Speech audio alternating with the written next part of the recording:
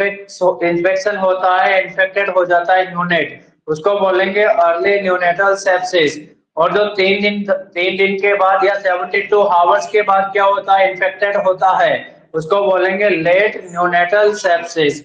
देखो यहाँ से हम देख लेते हैं न्यूनेटल सेप्सिस। सबसे पहले हम रिस्क फैक्टर देखते हैं। रिस्क फैक्टर क्या होते हैं कि एक तो मैटरनल रिस्क फैक्टर होता है, दूसरा कौन सा होता है, न्यूनेटल रिस्क फैक्टर होता है। याद रहेगा। एम एक तो क्या होता है, एमआरएफ होता है रिस्क फैक्टर, दूसरा कौन सा होता है, एनआरएफ होता है।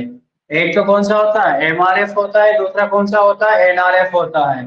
MRF means maternal risk factor और न्यूनेटल रिस्क फैक्टर। मैटरनल जो रिस्क फैक्टर होता है, एक होता है PROM।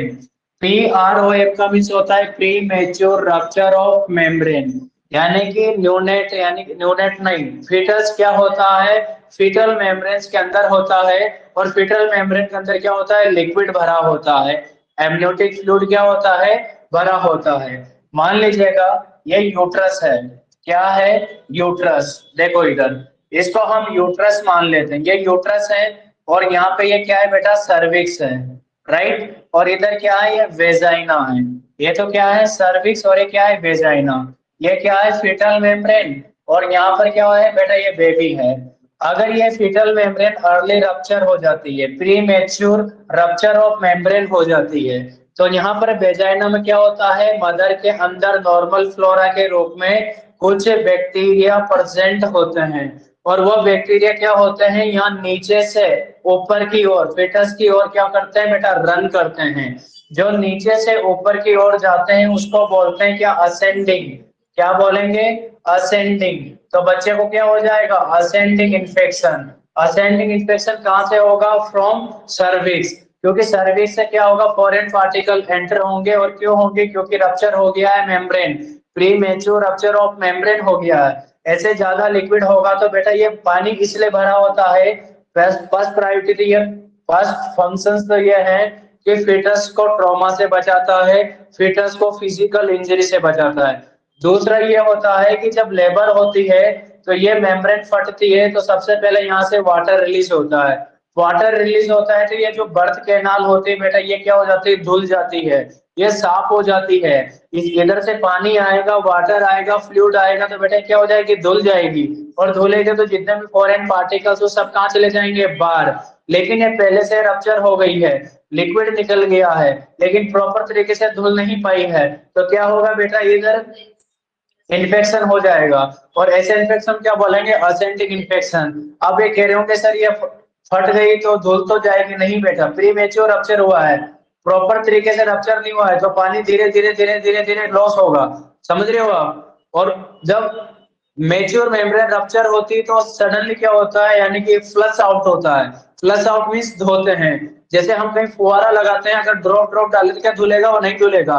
लेकिन अगर वहां फवारा जोर प्रेशर से दे तो बेटा वो गंदगी हटा देता है। तो यहाँ पर भी फ्लश आउट क्या होता है, वाटर आता है। लेकिन ये प्री मेच्योर में धीरे धीरे धीरे क्या होगा, लिक्विड निकलेगा, तो बेटा ये क्लीन नहीं होगी। नहीं होगी तो इधर जो नॉर्मल फ्लोरा के रूप में बैक्टीरिया था, वो सर्विस से होते हुए कहां पहुंच जाएंगे, यूट्रस में, फिटस के पास, और फिटस को क्या कर देंगे, इन्फेक्टेड। इसलिए रिस्क मोर रिस्की हो जाता है। PROM from premature rupture of membrane, ये कॉज करता है बेटा किसको, न्यूनेटल सेप्सिस को। हाई रिस्पेक्टर है मैटरनल रिस्पेक्टर। अब देखो इधर, मैटरनल जो रिस्पेक्टर है, यहाँ तक आपको समझ में आया। देखो मैटरनल रिस्पेक्टर की वजह से क्या होता है, बच्चे के अंदर अर्ली इन्फेक्शन होता है। समझ रहे हो आप। मैटरनल रिस्पेक्टर की वजह से ही बच्चे के अंदर क्या हो सकता है, अर्ली इन्फेक्शन हो सकता है। लाइक ट्रांसप्लेसेंटल इन्फेक्शंस, यानी कि मदर से क्या हो गया बेटा, प्लेसेंटा के थ्रू बच्चे के अंदर चला गया, तो ट्रांसप्लेसेंटल इन्फेक्शन हो गया, उसी को हम कंसिडर करेंगे इसमें, न्यूनेटल सेप्सिस में। दूसरा, vagina to cervix, cervix to कहां पहुंच गया, फिटस के पास, फॉरेन पार्टिकल, इसको बोलेंगे असेंटिक इन्फेक्शंस।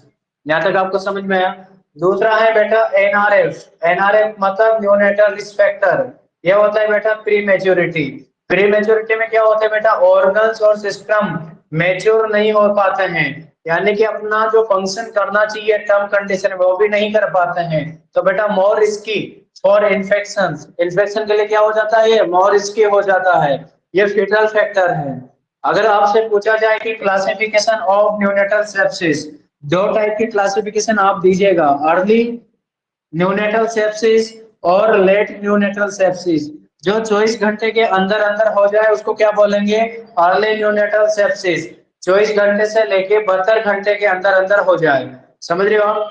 यानी कि सीधा याद रखो, 8 बर्थ से लेके 72 हार्स के पहले पहले होता है तो अर्ली सेप्सिस। अगर 72 हार्स के बाद होता है, 3 डे बाद होता है तो लेट सेप्सिस। देखो अर्ली सेप्सिस क्या होता है, अर्ली ऑनसेट ऑफ इन्फेक्शन, ये प्रेजेंट होता है विद इन द 24 आवर्स। यानी कि 24 आवर्स के अंदर भी क्या हो सकता है, डेवलप हो सकता है। और कहां तक डेवलप होता है, टिल 72 आवर्स, यानी कि 72 घंटे तक, कंसिडर इन अर्ली सेप्सिस। लेकिन अगर 73 आवर्स में हुआ, 72 घंटे को छोड़ के 73 घंटे में हुआ है, 73 आवर्स में हुआ है, कितने में, 73 आवर्स, तो consider in late neonatal sepsis. 3 दिन के पहले पहला अर्ली सेप्सिस, 3 दिन के आफ्टर लेट न्यूनेटल सेप्सिस। देखो इसको क्या बोलेंगे। और जो लेट न्यूनेटल सेप्सिस होता है बेटा, ये अगर होता है आफ्टर 72 आवर्स या फिर आफ्टर 3 डेज। और ऐसे इन्फेक्शन या तो हॉस्पिटल एक्वायर्ड इन्फेक्शन हो सकता है, या फिर कैसा होगा, नोजोक्रोमियल इन्फेक्शन। नोजोक्रोमियल इन्फेक्शन क्या होता है, एक्वायर्ड होता है from the care giving environment. Care giving जो एनवायरमेंट होता है उसको हॉस्पिटल बोल सकते हैं, क्लिनिक बोल सकते हैं, पीएससी बोल सकते हैं, सीएससी बोल सकते हैं, डिस्पेंसरी बोल सकते हैं, बट यानी कि जहां पर केयर दी जा रही है और उस टाइम पे जो हो रहा है उसको बोलेंगे नोजोकोमियल इन्फेक्शन, यानी कि हॉस्पिटल एक्वायर्ड इन्फेक्शन। यहाँ तक आपको समझ में आया। देन आपसे पूछा जाए कि साइन एंड सिम्टम्स क्या होता है न्यूनेटल सेप्सिस का। फर्स्ट साइन एंड सिम्टम्स होता है एपनिया। एपनिया मींस यानी कि टेम्परेरी क्या हो सकता है, ब्रीथिंग स्टॉप हो सकती है, temporary cessation of breathing is called apnoea. Seizures, बच्चे को क्या आएंगे बेटा, चक्कर आएंगे, क्योंकि जब भी डिजीज होती है, बीमारी होती है तो हमें चक्कर आ जाते हैं, तो बच्चा तो अभी नाजुक है, उसे तो चक्कर आएंगे ना। देन हाइपोटोनिया, क्योंकि अब वो खाएगा नहीं, बीमार है, तो दूध भी नहीं पिएगा, नहीं पिएगा तो ग्लूकोज नहीं मिलेगा, नहीं मिलेगा तो एनर्जी नहीं है शरीर में, नहीं है तो बेटा वो क्राई भी नहीं कर पाएगा, क्राई नहीं करेगा तो इट मीन हाइपर, क्या बोलेंगे उसको, हाइपोटोनिया। यानी कि उसके अंदर एक्शन रिफ्लेक्स एक्शन क्या है, वीक है, क्राइम क्या है, वीक है, बिकॉज बीमारी है, ठीक है, डिजीज है, इसलिए इसको क्या बोलेंगे, हाइपोटोनिया बोलेंगे। देन इसके बाद बल्जिंग फॉन्टानल्स। और क्या होगा, क्योंकि इन्फेक्शन में क्या होता है, इन्फ्लामेशन होता है, इन्फ्लामेशन होंगे तो बेटा जो उसका ब्रेन है, जैसे मेनिंजाइटिस हो गया, लाइक न्यूनेटल सेप्सिस। अब मेनिंजाइटिस में क्या होता है कि यहाँ पर infection inflammation of the meninges, और मेनिंजेस में क्या होगा बेटा, कलेक्शन होगा फ्लूइड का, तो क्या हो जाएंगे, बल्ज हो जाएंगे। और दूसरी कंडीशन में बल्जिंग होते हैं, वो कंडीशन होती है बेटा हाइड्रोसिपेलस, यानी कि ओवर हाइड्रेशन की वजह से भी फीटस के जो फोंटानल्स होते हैं, मैंने बताया था नंबर में कितने होते हैं, 6 फोंटानल्स होते हैं। ऑब्स्टेट्रिकल इंपॉर्टेंस के अकॉर्डिंग कितने होते हैं, 2 होते हैं। एंटीरियर फोंटानल्स डायमंड शेप का होता है, पोस्टीरियर फोंटानल्स लैम्डा के नाम से जाना जाता है और ट्राइंगुलर शेप में होता है, ट्राइंगल शेप में होता है। एंटीरियर जो फोंटानल्स होता है बेटा, एंटीरियर फोंटानल्स यानी कि 12 to 18 मंथ में फ्यूज होता है, और पोस्टीरियर कब होता है, यानी 1 से 1.5 महीने में हो जाता है, 4 to 6 वीक में हो जाता है। दो इधर होते हैं और दो इधर होते हैं, दो क्या होते हैं, स्पिनोइड होते हैं, दो क्या होते हैं, मेस्टोइड होते हैं। तो नंबर ऑफ द फोंटानल्स कितने होते हैं, 6। इंपोर्टेंस ऑफ फोंटानल्स कितने होते हैं, 2, याद रहेगा। देन आप इस डिजीज का फाइंड आउट करने के लिए क्या करेंगे, laboratory indication of the sepsis, यानी कि लेबोरेटरी क्या करेंगे, चेक जांच करेंगे, लेबोरेटरी में सैंपल भेजेंगे, ब्लड भेजा, ब्लड में पता लगा कि डब्ल्यूबीसी का लेवल ज्यादा है, तो वो इंडिकेट करेगा कि न्यूनेटल सेप्सिस है, यानी कि बच्चे के अंदर किसी टाइप का क्या है बेटा, इन्फेक्शन है। डब्ल्यूबीसी से हम पता कर लेते हैं कि वायरल है, बैक्टीरियल है, फंगल है या पैरासाइटिक इन्फेक्शन है। सर हम कैसे कैसे पता करेंगे, देखिए डब्ल्यूबीसी 5 टाइप की होती है इन जनरल। अगर मेजर कैटेगरी में डिवाइड करें तो 2 type, granulocyte and granulocyte.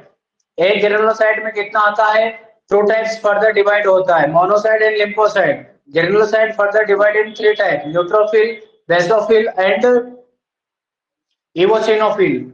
Neutrophils हमेशा हमेशा बैक्टीरियल इन्फेक्शन में ही अपना नंबर इंक्रीज करती है, यानी कि जब जब भी न्यूट्रोफिल्स के नंबर इंक्रीज होंगे तब तब बैक्टीरियल इन्फेक्शन होगा, जब जब इवोसिनोफिल के नंबर इंक्रीज होंगे तब तब एलर्जी या पैरासाइटिक इन्फेक्शन होगा, जब जब मोनोसाइट के नंबर इंक्रीज होंगे, तब तब बैक्टीरियल या फिर फंगल दोनों कॉमन, क्योंकि दोनों में नंबर क्या होते हैं उसके इंक्रीज होते हैं। लेकिन लिम्फोसाइट मेनली इंडिकेट करते हैं किसको, वायरल इन्फेक्शन को। जब जब भी लिम्फोसाइट के नंबर ज्यादा मिलेंगे तो बेटा वायरल इन्फेक्शन को इंडिकेट करेगा। Lymphocyte further divided in two types, B lymphocyte and T lymphocyte. B lymphocyte क्या करती है बेटा, ह्यूमरल इम्यूनिटी बनाती है। टी लिम्फोसाइट क्या करती है, सेलुलर इम्यूनिटी बनाती है।